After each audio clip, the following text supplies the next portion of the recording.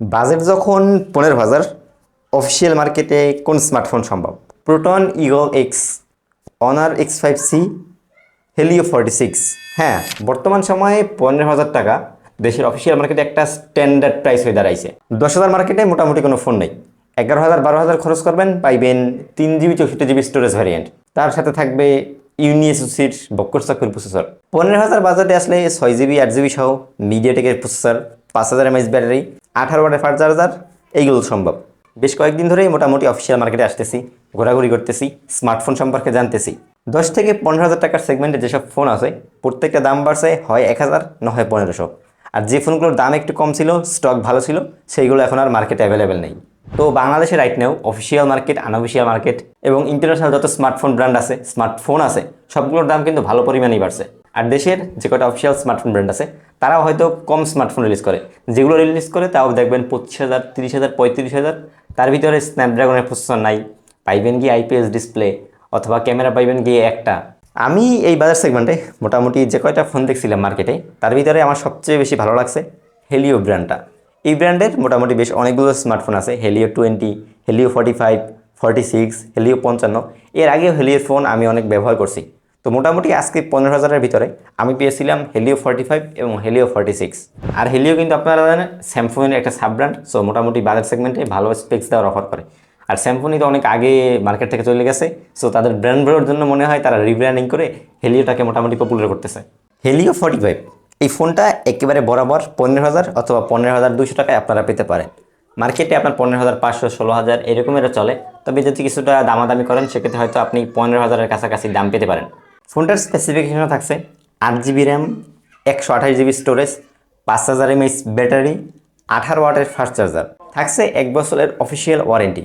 তো এই ফোনগুলোর সফটওয়্যারটা মোটামুটি আর কি ভালো। হেলিও যতগুলো মার্কেটে স্মার্টফোন রিলিজ করে, যেগুলো 10 থেকে 15,000 বাজেট সেগমেন্টে আছে, তারা একটু স্টক অ্যান্ড্রয়েড টাইপের দেওয়ার ট্রাই করে। তবে আমি যে ফোনটা কিনছিলাম হেলিওর, এই ফোনটাতে এই বছর কিনে একটু ধরা খাইছি, কারণ এই ফোনটাতে আমরা স্টক অ্যান্ড্রয়েড পাই নাই। হেলিওর নিজস্ব একটা ইউআই আছে, তার সাথে স্টক অ্যান্ড্রয়েড একটু কাস্টমাইজেশন করে দেওয়ার থ্রুতে হয় কি, এই ফোনগুলো চিপসেট ব্যবহার করা হয় অনেক আগের, র্যাম স্টোরেজ এগুলো বেশি সুবিধার না আর কি। 6 GB 8 GB দিলেও ঠিকমতো কাজ করে না, সফটওয়্যার সাপোর্ট তাদের ওইরকম নাই, একটা দিয়ে রাখে ওই পর্যন্ত, সিকিউরিটি আপডেট এগুলোর কোনো খবর থাকে না, যার থ্রুতে তাদের সফটওয়্যার যে এমনিতেই লোড ওইটা নিতে পারে না এবং ভালো একটা সাপোর্ট দিতে পারে না।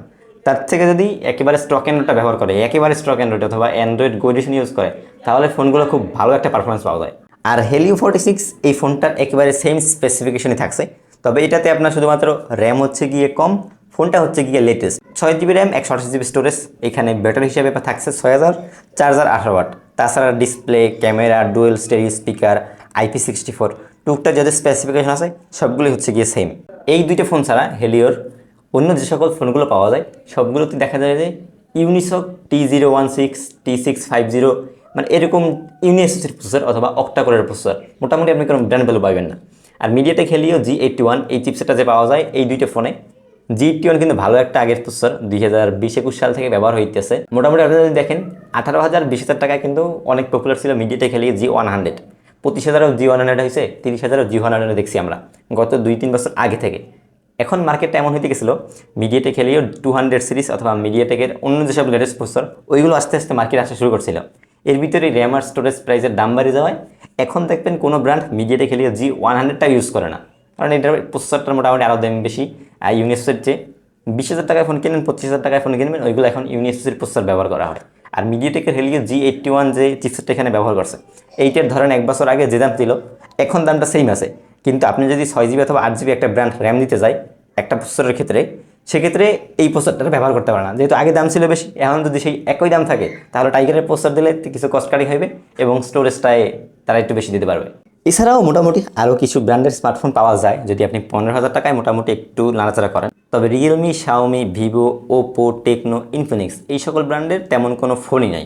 আপনি 15,000 পাইবেন আইটেল, স্যামসুনি, হেলিও, নুভিয়া যে ট্রিপলেট সিরিজ অথবা আরও 2-1টা সিরিজ, 5 থেকে 6টা মডেলের ফোন 15,000 সেগমেন্টে পাইবেন। আর এই ফোনগুলো যদি আপাতত কেনেন তাহলে নর্মাল ইউজেসের ক্ষেত্রে লাইক হোয়াটসঅ্যাপ ইউজ করবেন, ক্যামেরা তো ভাই একেবারেই নাই, একটু ডকুমেন্টস ইউজ করবেন, ব্যাটারিটা একটু বড় হইবে, জাস্ট মুরব্বীরা ইউজ করবে অথবা যারা নতুন ফোন কিনতে চায় তারা ইউজ করতে পারে। তো তারা ইউজ করতে গেলে দেখা যায় যে র্যাম স্টোরেজটা মোটামুটি একটু বেশি প্রয়োজন, আর ব্যাটারিটা একটু বেশি প্রয়োজন হয়। সেক্ষেত্রে দেখা যায় এই ফোনটা আপাতত কিনলে আপনি 1 থেকে 1.5 বছর একটা সার্ভিস পাইবেন, এরপরে কি আস্তে আস্তে ফোনটা স্লো হইতে থাকবে। তো মিলেজিলে কিন্তু 15,000 টাকা এখন বর্তমানে খারাপ না। বিশেষ করে হেলিও 45, 46 দুইটা আমার কাছে ভালো লাগছে। তবে যদি স্টক অ্যান্ড্রয়েড ব্যবহার করতো তাহলে এই ফোন দুইটার পারফরমেন্স G81 এর থ্রুতে আমরা আরও অনেক ভালো পেতাম।